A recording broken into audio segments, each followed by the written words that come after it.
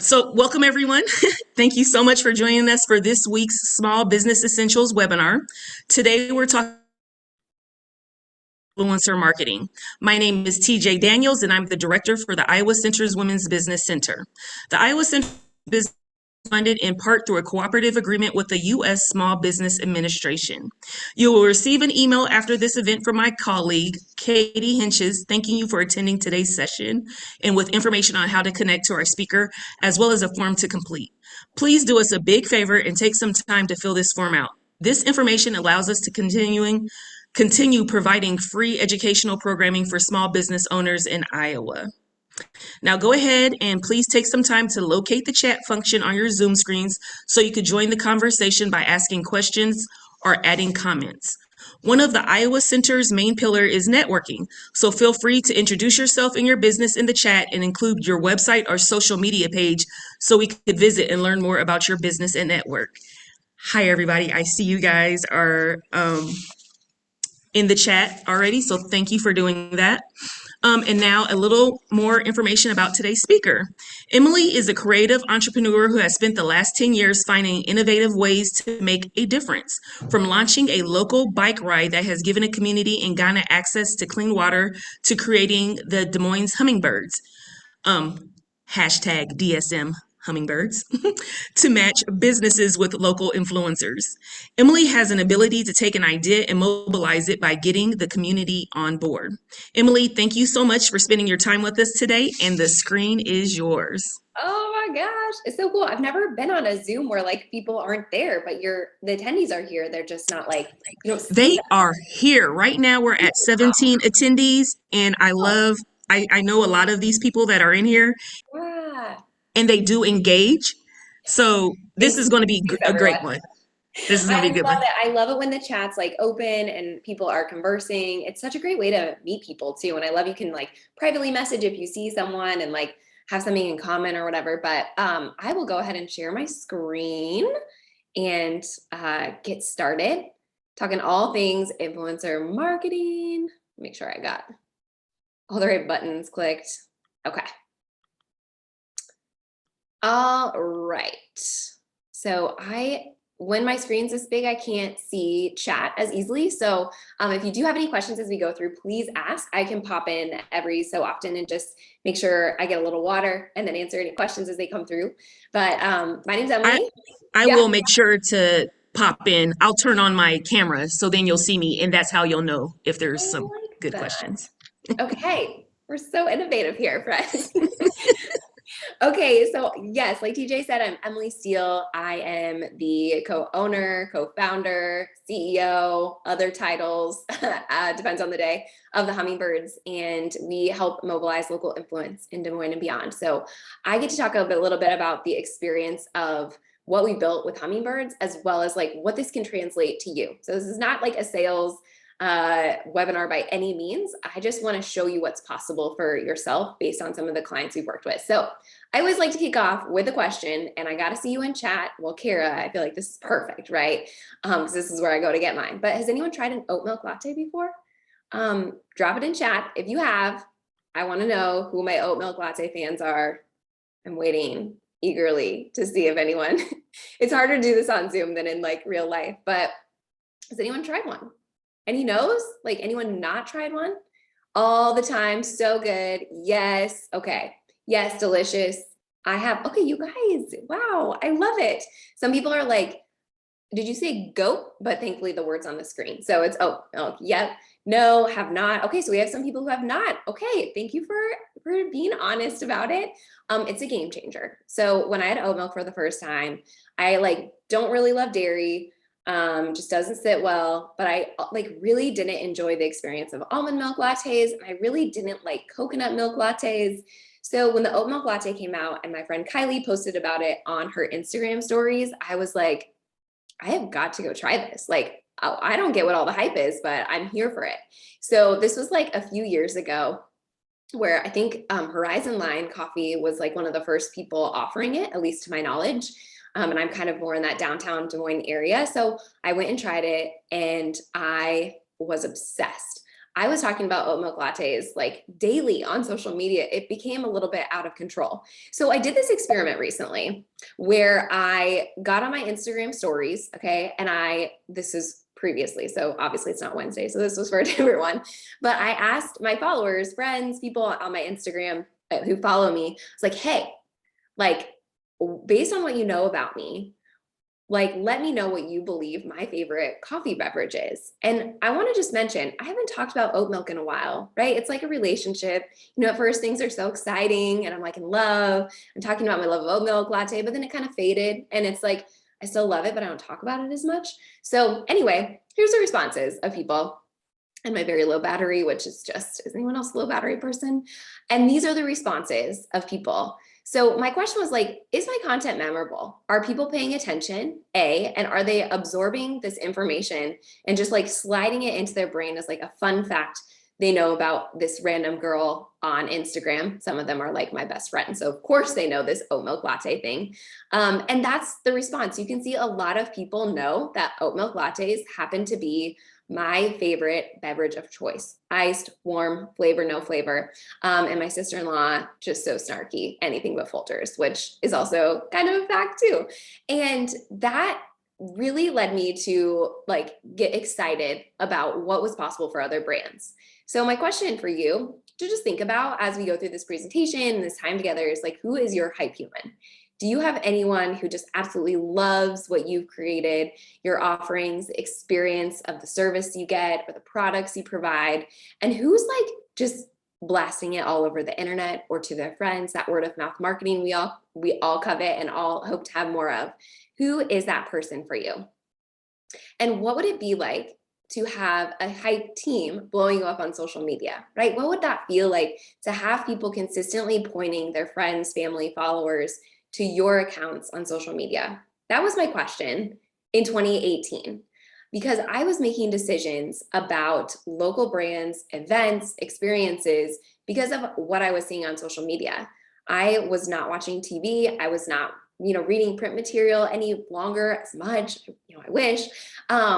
I was making my decisions literally on Instagram pretty much every single day. New shop opened.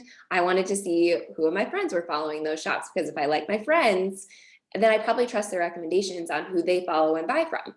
And so in 2018, I brought together just a handful of local people that I knew were creating content about Des Moines. And I said, hey guys, like, would you like to work with local brands and kind of help elevate their offerings, their events? So this is a perfect example of us hummingbirds together at Jasper Winery. They do their Thursday night events, music events. And we went there, brought about 20 to 30 individuals out to just experience free drinks, free food, and then share about it on social media so their friends could learn about the Thursday night offering. And what started out with a cookie, just to experiment, does this work? To share something on social media to friends and followers and boost the business at the time of One Sweet Kitchen. Does this work beyond this like beta test? And we found with this example that when our hummingbirds posted about something as simple as a cookie, that our friend Brittany, who owned that business at the time, got more inquiries. She built more of a followership on Instagram and social media in general. And this was really for us, like, what kicked off this idea that maybe we could build a bigger community of local social influencers who want to show up for their community, who want to create content and create some buzz for local brands. And so now this is like what I get to talk about all the time, because we went from maybe 10 people doing this to now over 400 hummingbirds in the Des Moines area alone. So what we've come to find over the past few years, especially as influencer marketing has grown, is that your friend's review always beats a static billboard, right? And your coworker's recommendation about the new taco restaurant or about what wallpaper they got locally always beats a television ad, because you know these people. And a Facebook comment can be super powerful as well. I remember at one point someone, actually, Kara, I think it might have been Drew, he was like talking about the best tacos. Like, he put a question out about what's the best place to get tacos in Des Moines. And like, I combed through those comments and I was like, oh, like, I know this person and they recommend this place on Fleur. Like, I'm going to go check it out. And those simple comments can be more powerful than a print ad that tends to be very expensive for local business owners. And then of course, like your neighbor's Instagram story about like the tree removal person they use is probably more effective than your company, like a tree removal service company, posting on Instagram. People are making decisions based on other people's opinions. And real people sharing their thoughts about your company pretty much beats anything your company says about itself. We're looking for other people's validations, opinions about services and products, and trusting them, oftentimes more than the company, depending on how far they are in their relationship of getting to know you, right? If someone's been a loyal customer to you for like 10 years, then what you say, they trust. So as we dug into the research of the influencer marketing world, we've come to see some really powerful statistics as to why this is such a booming industry. And we think about like the base of influencer marketing is leveraging word of mouth marketing, which is, like I said before, is what we all really want for our businesses because it's free when people talk about us in the community or on social media. And it's something that people really, really trust those recommendations from friends. And we found that 92% of consumers trust recommendations from friends and family over anything else, over any other form of advertising. And now it's more accessible than ever to work with local voices, your own customers, or people like the hummingbirds. We also know, for better or worse, I think I'm in this category for on content created by their peers. Like a day. I was going to open my phone and check to see if that's accurate for me, but I don't know if I want to know the truth. I don't know if I want to dig down the data mine of how much time I spent on my phone, but you can see that things are really trending differently, especially for younger generations. So if you're looking to reach the millennials or Gen Zs of your local community, you can oftentimes find them making decisions on social media. Specifically, Instagram has been a little bit more powerful in a local community. So this is just a fun example we did with the Grimes grand opening of Hy-Vee's flagship store, which is just wild. It's like Mall of America, but on a small scale. And there's just so much validation that this is where marketing is heading. And this is the head of tech and innovation at Pinterest saying like people share, read, and generally engage more with any type of content when it's surfaced through friends and people they know and trust, right? And I think if you on like a decision you've maybe made in your own community, it might have, come from something you read on social or something someone posted or forwarded an email to you or, something someone said over coffee or a meeting with peers. I think this is just so much of how we make decisions in today's age. So if you are new to influencer marketing, I created a very beautiful graphic on Canva and just want to try to articulate a little bit of what's happening in the influencer space. So if you think about influencers and how most people know them, everything really started with celebrity endorsements, right? Like Jennifer Aniston, I mean, she has so many endorsements. I think Aveeno is the one that comes to mind. I feel like there's a water out there too, she does. And that's kind of like where it begins, but she would be considered a mega influencer, right? Same with like Oprah, and like Kim Kardashian is definitely in that. If you think about these big names who have millions and millions of followers, they're mega influencers, and companies with a lot of money really wanted access to these individuals. And as social media came to fruition, that was such an amazing outlet for them to access the trust that these individuals had. But as things have evolved and more tiers have come in, we've got some of the like breakdown of the categories. So macro influencers are still people with a lot of followers. We've got the mid-tier, which is like not very fun. Like I'm a mid-tier influencer. That's such a weird thing to call yourself. We've got micro influencers, which is very, very saturated. People know a lot of times if you're a micro influencer, you might be like a fitness influencer or a food, like a baker influencer, someone who has influence typically in like a niche category of expertise or passion. And then we have the nano and the local category, which is finally emerging into the more official categories of influence. When we created the hummingbirds, this didn't exist, but my prediction was that this is what was happening because there's more authenticity when everyday people are making recommendations and when you're following someone with 300,000 followers and it's obvious it's an advertisement placement on their Instagram feed. So what we've captured in Des Moines specifically is this nano local influencer. And we call them hummingbirds because a lot of times influencer has kind of a negative connotation. Like if someone were to be like, hey, Emily, are you an influencer? I'd be like, no, like I don't make money because of brand partnerships, but I like to use the influence I have created just because I'm a person who shows up in the world and, contributes in a positive way to make a difference for brands or people or ideas that I think matter. And how people receive that is really, really different. If you're someone who's like has a couple thousand followers on Instagram versus 200,000, consumers are really, really smart today, and they kind of see through some of the like, oh, you do this to make a living, so your ad, your post might be a little bit biased. So again, kind of the influencer industry, for anyone who's like, what is this all about? I'm brand new. It's a really, really fast growing industry. Last year, no, that would be 2 years ago, 2019 was valued at 8 billion. And by 2022, it's expected to double, kind of in that 15 billion. People are spending way more resources on influencer marketing because the return is so significant. The visibility, the awareness, opportunities to put your brand in front of audiences that already have trust with who they follow is unparalleled to anything offered right now. So just a little bit more stats, like companies, 67% of companies plan to incorporate influencers into their marketing campaigns. And of course, when you're an influencer, oftentimes you're part of the creator economy. And just putting in here too, like we've all heard, like the great resignation is happening. People are leaving their jobs to like create their own path. And this is part of what is happening in the creator economy. People can go side hustle and be on TikTok and get famous and then get brand deals.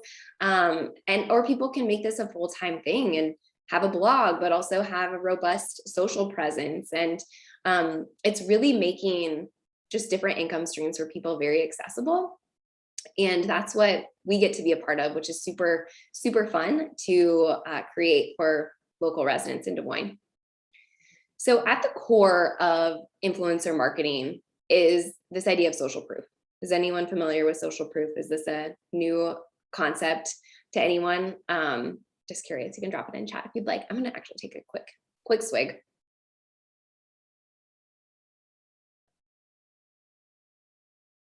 So I love chatting about social proof. Let's see, new term, new to me. Nope, okay, cool.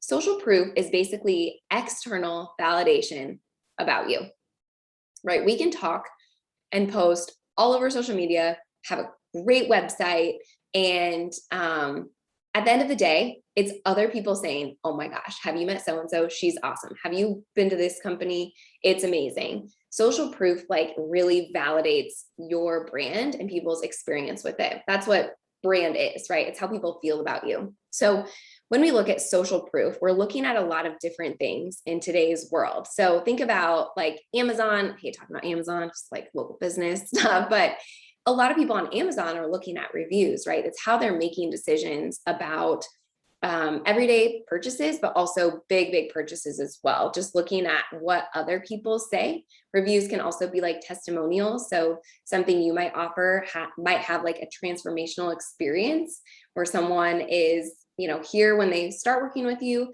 and then they're here when it's done.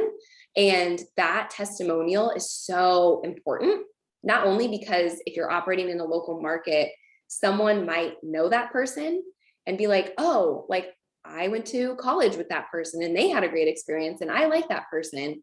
So if she had that experience and it was good, I think I can have that experience and it will be good. And literally this is all happening so subconsciously. Like this is the marketing psychology that I could geek out on all day. But testimonials also just in general, like bolster some of that, like, wow, if you go to a website or an Instagram highlight and you see dozens of testimonials that are positive, like you feel more confident in making a decision about a company, right? Versus not having any sort of testimonials. And then of course, social proof is social media posts. So we've talked about that, right? It's user-generated content when your users, your customers, your buyers are creating content and tagging you and sharing to their friends or followers, sometimes just because they love your product or brand, and sometimes because they're being compensated for it. And that shortens that trust gap because, someone who doesn't know you and sees a friend posting about you, that just shortens it.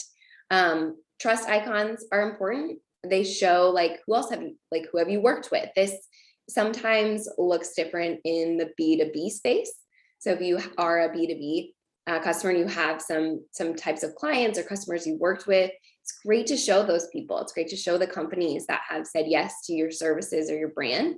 And then data and numbers, like that's what I've been showing you the last few slides. Like it's that external validation that your service matters, right? Me saying like 92% of consumers trust recommendations from friends and family. That's like social proof. That's external validation from someone else who's done the research on this. And social proof, you might have been on a website before where like, have you ever seen this pop up in the bottom where if someone's like they're asking you to download a free PDF or whatever, and it's like, Emily from Des Moines just downloaded this 3 hours ago. That's social proof. That's saying like, well, other people are doing it, so maybe I should do it. Social proof looks so different. But of course, I circle social media posts because this is our bread and butter and where I love spending the most time because it really, truly impacts local economies. And that's what I love doing. And I have to mention this too, because I think along the journey, it's really important to understand that consumers think differently than they did even like a year or two ago. There is so much that has happened in our society, just with product purchasing, e-commerce, that is really important to think about and in a local operating business. So consumer behavior research shows that consumers are drawn to brands that feel human. And this is going to continue to increase. If you look at some of the brands that are doing really, really well, they've really built a brand that feels connected to their buyers, whether it's by, sharing their values or really positioning their product to show like when you buy it, you're making a difference. You're a part of something meaningful. And so when you really nailed your brand and understand how you're truly connecting to that end user, that end buyer, and then you add influencers on top of that impact you're already getting people bought into, this just like adds fuel to the fire. And I think it's really important to address this, because if you are a brand who starts working with influencers and you haven't posted to your Instagram in a long time, and your Instagram feed is a bunch of images or designs from Canva, there's no human site and no one knows who the business owner is. And there's some like people are like not sure what you do, what your offering is. A lot of times those partnerships can flop because people want to be pointed to a brand that they're like, oh, cool. Like I have a connection to that. They're in my neighborhood. Oh, they just gave to this organization. Oh, they stand for this, or they don't stand for this, or this is what they care about. And it's a part of the equation is really understanding your customer journey and how people are supported along the way. So hummingbirds in general. So in case you're like, okay, so who are these people? Like, how do you become a hummingbird? What makes someone a local influencer? So I love to just share, like, everyone has influence, right? So it's why I don't love the word influencer. I like the word pollinator for hummingbirds because it's very, very on brand, and it so perfectly articulates who the hummingbirds are. They're people who show up in their local community and they want to share their experiences because they know it can impact someone's behavior. It can add value to someone's life. It can inspire someone to shop local this holiday season. Like I said, it adds value. And these are the individuals who are everyday people. Some people just love posting on Instagram. I think it's really fun to share the cocktail they get like every Friday. And some people are truly like bloggers. They're doing this, like they're making a living doing this, and they're looking for opportunities with brands to create content and get a perk as a thank you for participating and getting the word out through social. These are really, truly everyday people. This is what I call like every person marketing. I personally I've done a lot of education with some of the clients we've worked with that you can have 10,000 followers. So if you were to look at our hummingbirds, you might be like, oh, I want that one because, he has 10,000 followers. But if his 10,000 followers are all over the US, it's not as impactful for you at like a local level. So we're really focused on like, how much impact does this person have in a local community? even if they have 200 followers, they can still make a significant impact on those individuals who really, really trust them and take their recommendations to heart. What I love about working with hummingbirds and just working with local influencers in general is that you get to borrow the trust they've created. People buy because of trust, whether it's through like a really beautiful web experience that creates that trust, or like top of the line branding, or just great customer service that you've heard about or experienced through a quick contact form. That builds that trust. And when you work with a real human who can make a recommendation about you, that's borrowing that trust they've spent years and years building with their neighbors, their peers, and their coworkers. And this is a perfect example. Like Iowa DNR was one of our clients as we worked with them, I think through Project 7, a local agency in town. And like at first blush, you might think like, wow, that would be really like interesting, that like DNR, like how do you create a partnership like that gets people excited? But for us, it was like, how do you we created a really great perk. So anyone who disposed of their hazardous waste and documented it got a perk. And that perk was to, I think at one point, to like $15 gift card to Des Moines Mercantile. Share about how you're responsibly disposing your home waste. Like that was such a fun partnership, and people got on board because A, they felt like good about themselves for doing that effort for the planet, and B, they got a great gift card to a local shop that they could experience maybe for the first time, but maybe again for like the 100th time. Got a little click happy there. In the world of traditional influencers, so if you're in like an influencer platform and you're looking for them, oftentimes in that micro space, it can be pretty pricey to work with influencers, where maybe you might be able to afford one or two. And you get kind of this one-to-many relationship. So if we work, for example, just work with Emily Steele, you get just her network on, audience on specific channels that are agreed upon in a contract. And when you work with the hummingbirds, you get many to many. When our clients come to us, it's kind of like, hey, we're looking for, for this 10 hummingbirds who will get this super cute pot holder with Aunt Lisa's lemon cake. And if you can make this lemon cake and share it with all of your friends, then the likelihood of overlapping people being like, oh yeah, I saw you were making lemon cake. And then like a week later, I saw this other gal I follow locally who was making lemon cake. There's just a lot of fun overlap that happens in a local community where you're kind of seeing like repeat brands over and over. And one of the best things about working with local nano influencers is really cost effective because these people are really eager to get free product, free perks. The only fee you pay is for us to kind of manage and broker that relationship and ensure deliverability and all the details that go into our partnerships. And a lot of times the first question people have had, and this has shifted thankfully over time, is like, well, what's the ROI?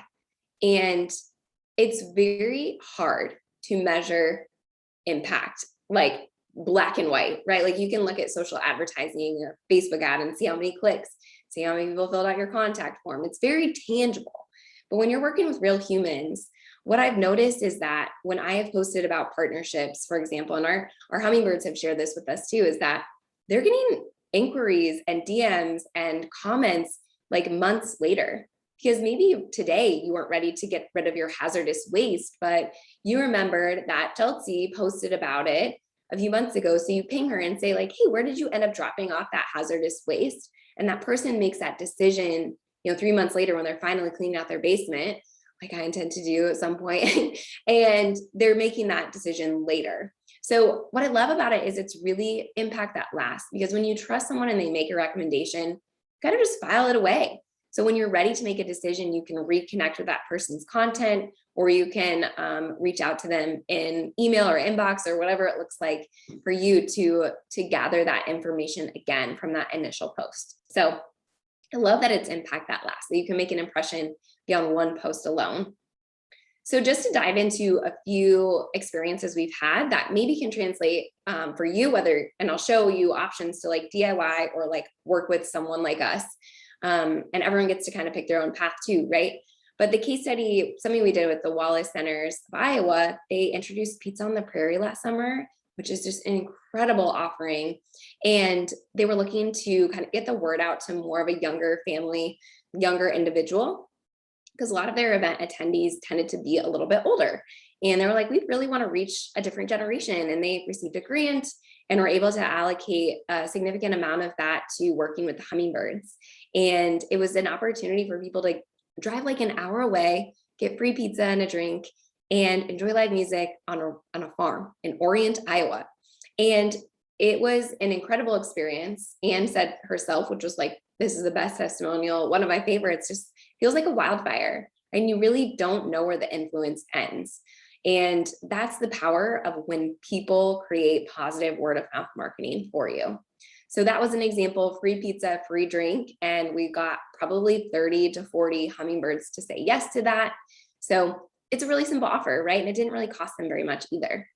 Another client, Hy-Vee, we've done a handful of different partnerships with them, but just to think about creative ways to get a product in someone's hand and to see the impact of that. So Hy-Vee was really looking in this partnership to say like, well, who else is going to sign up for this kids fit club box for their kiddos? And so it was fun to be able to create an opportunity for our family and then be able to show like, wow, look, like people said they signed up from this.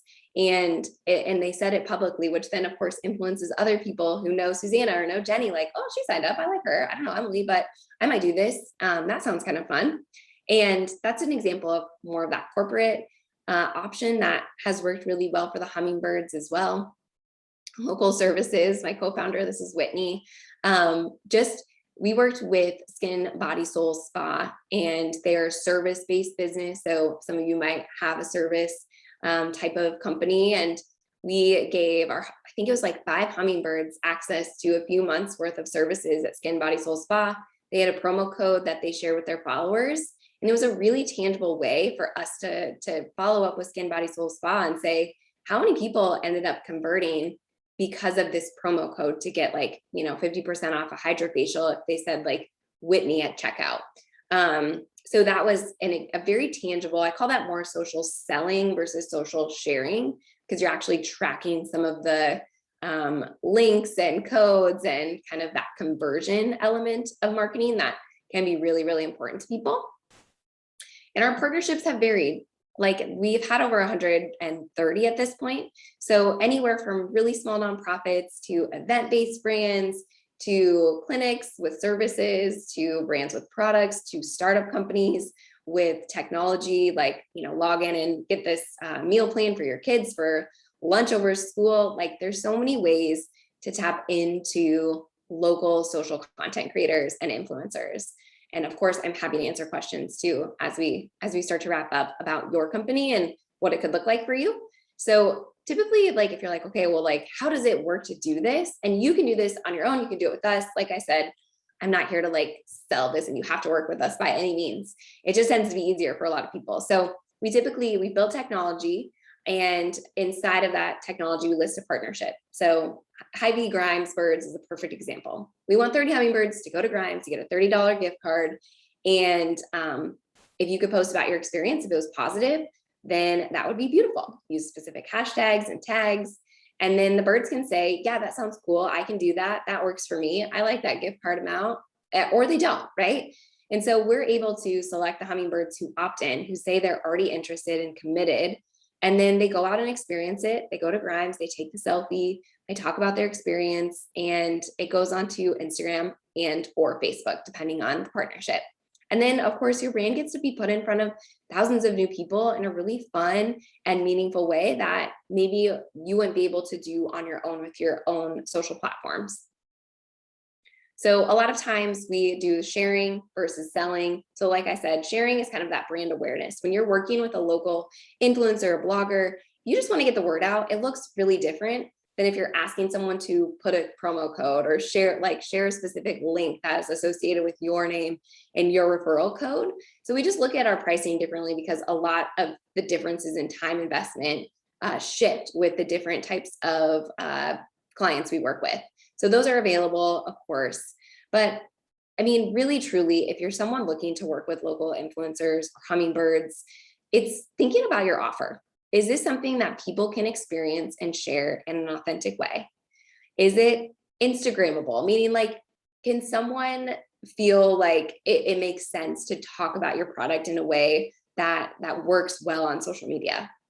Are people excited to see, are you as a person, right, excited to see how others engage and share your brand? Like, if you love the idea of like dozens of people getting out there and talking about you and doing something really creative and different to cut through the noise of traditional avenues, like this is such a fun way to do it. And then of course, being able to see the big picture of real people sharing content to their audiences of all sizes, instead of being, we've had a few clients be like, well, I'm really hoping this kind of like saves my business. And we're not a last ditch effort marketing service. We're here to help you amplify the good work you're doing and the offers that we believe our community will say yes to. This isn't like we're here to save your business. We believe, like, we know some of our clients have said this has been such a massive boost in their revenue, but we're not here to be the saviors. And I always like to say that because no marketing can ever be like 100% your savior unless you're spending maybe thousands of dollars. So ways to engage, whether it's a one-time in-person event or a one-time product or service experience. A lot of times people want to work with the same people or different batches of people on a monthly basis. So you're kind of dripping out your content on a regular basis. You can find your own and brand ambassadors, whether they're hummingbirds or they're people in your community that you're like, I really like you and I like what you stand for. And I'd love to give you free coffee for 3 months if you come in a few times a month and talk about it. Like that, that's your own ambassador. You can set the terms of that ambassadorship in a way that aligns with you and the ambassadors. You can always buy usage rights for images to use for your company from local content creators, hummingbirds, just to really build that brand, that Instagram grid or your Facebook profile with real people using your real product or service. That beats a lot of other like stock photos or graphics that we create. So those are the ways that clients typically engage with hummingbirds and ways people typically use and leverage influencer voices. And I always like to tell people to DIY it if they aren't ready to invest in a service, because I'm a scrappy entrepreneur. I come from the world of DIYing everything. And I love the journey because I'm so able to refine what it looks like to have a successful influencer campaign. So things you can do, you can reach out to people in DMs on Instagram or Facebook and just say, hey, I'd love to offer you a gift card to try my product and share it on your platform. Like that is people, it might file to their spam section of their DMs or their messenger, but it never hurts to put it out there and see what people say. A lot of times people are flattered by it. You can create a one-time hype team for a launch or event. I'm always telling some of our clients that, if you have something big coming up, like get hummingbirds or your own community, your board, your whatever it is, to like go all out to be a hype team for a specific event or activity you really want to get some positive buzz around. Ask your customers to share photos of their brand experience for user-generated content. A lot of times, all you have to do is ask. I think that's the thing. We're like, well, no one's sharing stuff about my company. Well, like, ask them. One of our clients, we said like, hey, if you collect, if someone posts about you in the next 2 weeks about their service they received from your med spa, someone will win like $100 gift card. And it just made it a fun, like friendly competition to get customers excited to at the med spa. And people probably wouldn't have done it otherwise. It just wouldn't have felt, a lot of people just don't think about this on a daily basis. Like I do, for example, I'm like, who can I elevate in this photo? And like, that's just like, not everyone thinks that way, right? Or create an ambassador program with your own customers. There's so many ways that you can build something through email marketing and tagging specific people, or building a Facebook group for your best customers and saying, hey, if you help share this Black Friday sale, like everyone can get like a $50 gift card or whatever it is, right? I could go on and on and on about ideas, but that, of course, it's more time consuming to build your own ambassador program, but do it in a Google spreadsheet or Excel and just, create your own list in your email system. And you can really DIY this to get started with the focus of getting other people excited to talk about you, tag you on social media to reach their audiences of people who may have never heard of you before. So friends, that is the summary of hummingbirds and what we're doing, what influencer marketing looks like today. And I wanted to leave enough time, hopefully we did, to answer any questions, whether it's in chat. I think that's the only way to do it, right? Because people can't like come on the screen, I don't think. I don't, I think, okay, so I can allow people to talk. Yeah. Um, so if you do want to ask a question, But here. just say I would, or raise your hand. Yeah, you can raise your hand and then I'll unmute you and then you could ask a question. Ah, I like it. Okay, so I do have a question. I was telling you, well, people who've attended some of these webinars, I always talk about my business. Mhm. Um, and so I watch a lot of TikTok, don't judge me, but on TikTok, they always talk about social media influencers and how you need the micro and the macro type. Like I saw you talk about that. Mhm. So, like, I mean, do you really need different types of influencers, or when at what point in your business do you think, I don't know, because of course I always believe in the DIY approach. When you're Yeah. starting out, you need to do free things. And one of the things that I have done is, when somebody buys my product, I'm like, can you please share on social media, or I'll tag them, because some of your clients, you would never have access to any of their friends and families. So by tagging them in the post, you have access to a whole new Yep. market. But So I would say, like, if you're looking, so your question is like the macro, the micro, the nano, like, who do I yeah, choose? like, The question is always like, what's your end goal? Do you want, so like for you, what I've learned, in the first like 2 minutes of you sharing this is like, this is an e-commerce opportunity, right? Someone from anywhere can find you and work with you. Where, like, so then at that point, it's like, well, what's your budget then? Because if you're saying like, hey, I'll send you a free hat, mhm, would someone who has 200,000 followers pay attention to that when other people are saying I have $2,000 to give you? Like, that's where working with local nano sometimes makes sense. So I see like, I feel like So Care is a perfect example, like local coffee shop, right? Like, she right. doesn't need someone from Minneapolis to like hype what's going on at Slowdown, because like their audience probably isn't necessarily paying attention to what's happening in Des Moines. Maybe a few like, ooh, I love Des Moines.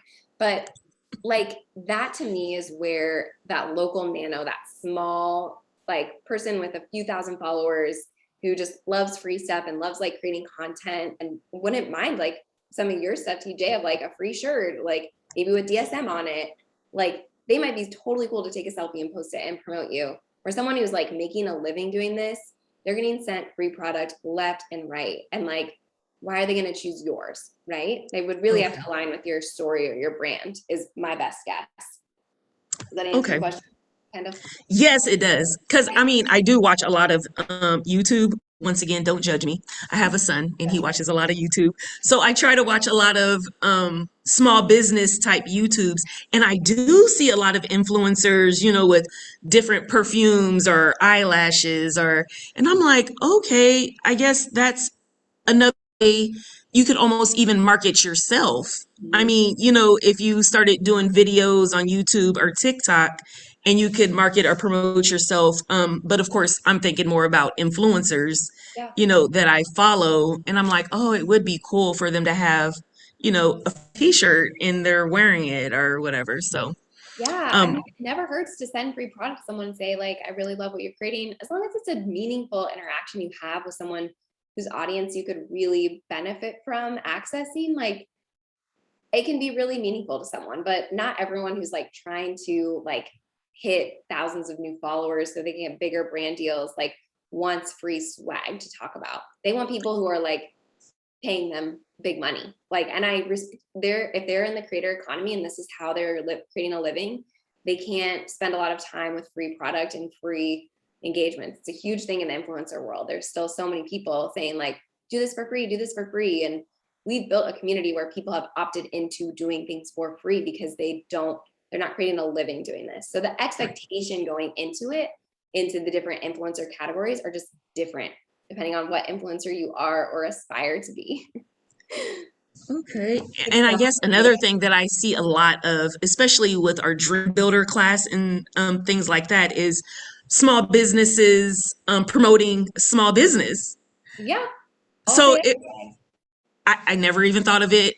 So shout out to the dream builders who are doing it. But a dog walking business and a grooming business, they were going back and forth promoting each other. And I'm like, Yeah. genius. Yeah, right. Like collaboration is so powerful because you can borrow, again, you get that audience who you probably want and their audience, they probably want your audience in some way, shape, or form. And yeah, the more you can collaborate, I didn't even mention that here, but yeah, the B2B side of things, I think giveaways are really powerful on Instagram for that. Maybe like pop-ups are becoming really, really popular in the Des Moines area. It feels like I just see more and more all the time. So to just find ways where it's like, hey, like we have an audience overlap, or we have a similar customer who cares about X, to say, how do we align in a way that adds like benefits both of us? You both have to go into it being like, okay, how do we both win here to serve our customers and also grow our businesses? Let's see. Hands I up. don't want to take all your time. So, okay, here's a question because I'm like, I have like 15 more questions. And I promise you, I will ask them all. Yeah, Okay, I love so it. Jody has a question. Do you have any tips for people who are promoting service-based businesses such as coaching, consulting, etc.? Sometimes it seems harder to talk about something less concrete like strategy or facilitation or problem solving. Our clients do a great job of referring us to our target audience, nonprofit leaders, but we're always looking for ways to get the word out. Mhm. Yeah, so something that could be really cool, Jody, that I've advised some people, and this is kind of the personal brand strategy that kind of goes along in the influencer marketing world. For you, like putting a spotlight on nonprofit leaders, I think could be so beneficial just to like, every Wednesday you're spotlighting someone, whether you work with them or not, just to say the work they're doing in our community is so meaningful. And then all of a sudden you're spotlighting this nonprofit leader who's like never heard of you, but you're just actively leveraging them and introducing them to your network. Like that builds so much, like there's reciprocity that comes from that. And it just is a great way to introduce someone. That's how I built Fem City Des Moines. Just like showed up on people's Facebook walls and said, like, thanks for joining Fem City Des Moines. Like, you're amazing. I love your business. Like, blah, blah, blah. People would be like, whoa, I didn't know so-and-so was doing this because they never post on their personal Facebook wall. And then they're like, what's Fem City Des Moines? And so I think something like that, it's like, how do you put the spotlight on others so then the spotlight comes back on you? So it's less about influencer marketing and more about, I think testimonials are huge. If you can get video, even better. I know you might have to like beg for some people to do video, but I think that's so powerful for you, Jody. But I do find the coaching consulting space can be a little harder. So if you were to do it for free, it might be like, or to do influencer marketing, you might find someone who's like, hey, can I do like a free strategy session for you if you agree to talk about it on LinkedIn and the value you got from it? So those are my initial ideas. I'm kind of like I'll just like word vomit all over, but okay, great. Yay. I'm glad that resonated. And I see Marty has a hand up as well. So I didn't know that I see it. So Okay, hold on. Don't forget, I'm trying to figure it out. I believe Let me in see. you. Let me see. How do you? Let me see. Raise hand.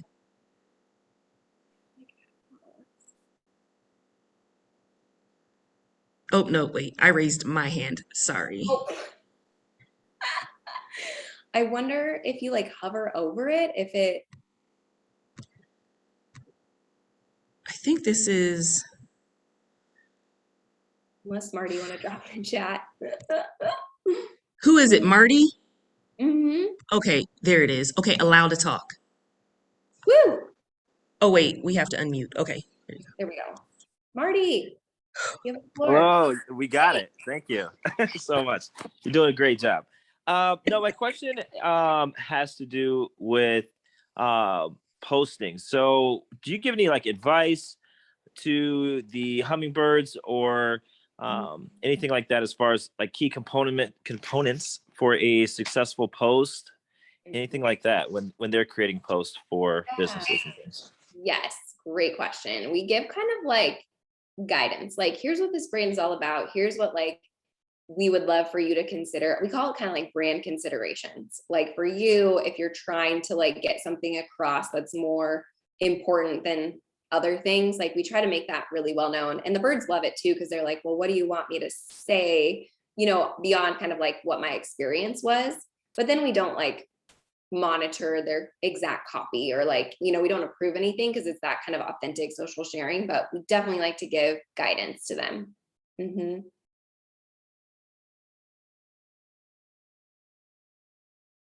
And you're muted now. Does that help? Yeah. Okay. Cool. Thank you. I just like, and then of course, like tagging, hashtagging. You guys doing any of those types of things as well? Yep. So we ask our hummingbirds to specifically tag the company, and we ask them to use a specific hashtag as well. And a lot of that's because we're tracking internally to make sure like social posts are going out, that they're populating into our technology, that the clients can view all of the posts in one spot. But yeah, if you have like a popular hashtag you're trying to get going in Des Moines, that's definitely a great way to add on to that. And I see you're the DSM dance party DJs, which is really exciting. I love that. Yeah. Thank you so much. Do a ton of events around town. So Yeah. yeah, might have to connect with you on that. Oh, cool. Yeah. Nice Cool. to chat, Marty. Thanks. Yep. Thank you. Solution Skate Co. I'm just looking at all your businesses. So cool. I know. I'm like DJ Marty McFly. Like that's just catchy. Period. Like I'm like, hold on, wait. I know Marty McFly, don't I? No, I Yeah. don't. But I think. Yep. That's so It's fun. hard to forget. So yeah, creating memorable hashtags or memorable names. I mean, that's also important. And I was just going to add like, I say this a lot to our clients, but word of mouth. Word of mouth goes so much further than anything else. And I mean, like you said, when somebody's saying, oh, like this taco spot is amazing. And I constantly talk tacos La Familia. And I know they're probably like, TJ, stop sending people over here. But No way. best tacos, I swear. That honestly, it does make people just take notice. I think I said something about Lachelle's on Ingersoll. Yeah. Their burgers are amazing. We're foodies here at the Iowa Center, so that's all we do. Most Yep. of the talk about food, but word of mouth, absolutely the most important. I think we have time for one more question. If anybody wants to raise their hand, raise their hand or put it in chat. What is probably the number one most asked question that you get? I mean, people are just, it's so new. People are just like, how does it work? And so we have a lot of blog posts that kind of just show different client stories and how they've utilized, leveraged hummingbirds. But I think, for a while it was like ROI, but you can't measure trust, right? Like, Right. So that to me is a huge educational element that we've been really trying to just bring to the marketing space. Like trust is so important. I think you need like 12 touch points to convert like someone to a buyer. And that number keeps going up and up because there's so much noise. So when you work with a real human who's trusted, like you just cut that down so significantly, because it's just, you usually trust the people you follow. I will say one thing that I do love about the hummingbirds. I know who the hummingbirds are, but and I think I found out about you guys through Fem City. It's a community. So I followed that Facebook group, I think, and then, my internet connection is unstable again, so I might go in and out. But I followed that group. Then I found out about you in Whitney, and then I started following you guys.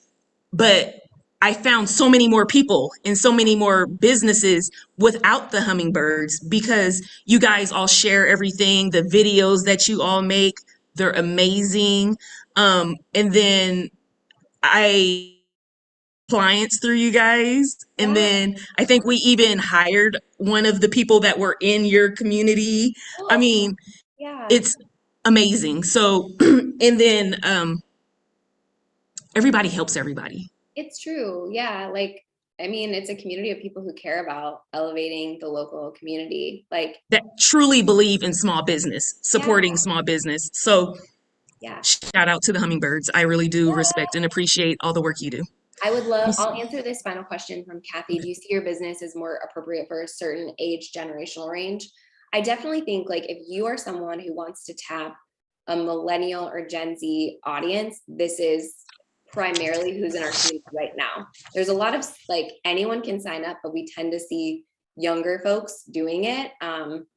I would love to see older individuals joining the Hummingbirds because you all have amazing networks and the ability to also share and influence decisions in your local community. But that's where we're at today. I think some people are just like, oh, I haven't used social media that long. I don't know if I know how to do it, but we teach people, we give you the tools to show up powerfully. So that is typically what people go into an engagement with the Hummingbirds, understanding that you'll get some like 20s to like 40s. There are still some hummingbirds who are older. So that's totally great. We love it. But yeah, hopefully that answers your question, Kathy.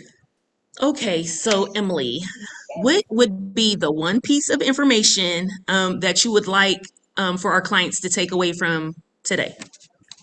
To really think about how to create external validation about what you're doing. Social proof is such an important currency in business. And like I said, part of it is influencer marketing, but a lot of it is just really thinking about your consumer. What does this person need to know to make a decision about your business today? Sometimes it's the trust icons, the companies you've worked with. That might be perfect for you, Jody. And other times it's data. Some people really make decisions on data, and other people want to see testimonials and user generated content. And so just to say, am I creating content that addresses how people make decisions on the buying journey? So that I'll just say that. That's my thought. Oh, dang it. You know what? And I'm like, okay, well, okay, sorry. I We got a don't whole have other enough of thing time. on that. I guess some other time. Thank you so much, Emily, for taking the time today to share such valuable information with our audience. And thank you to the audience for being here, engaging, and asking questions. I wanted to take a moment to share some information about an upcoming program, BizFluent. It starts next week, October 25th. And it's a program that's meant for business owners who want to learn tangible strategies for growing their business and resources available in the community to help. This course will have 3 sections that will teach you how to manage marketing, website design, and admin duties. You could register for 1 week session or all 3 week sessions. Like 1 week will be in October, 1 week will be in November, and 1 week will be in December. It's Monday through Thursday, 9 a.m. to 10 a.m. If you do the multiple courses, you'll receive a bundling discount. Katie will send additional information in the follow-up email that will be today. So with that, I will close with the one piece of information that I always like to give to us all, and that's love what you do and do what you love. Everyone, thank you for attending and have a great afternoon. Goodbye. Thank you so much.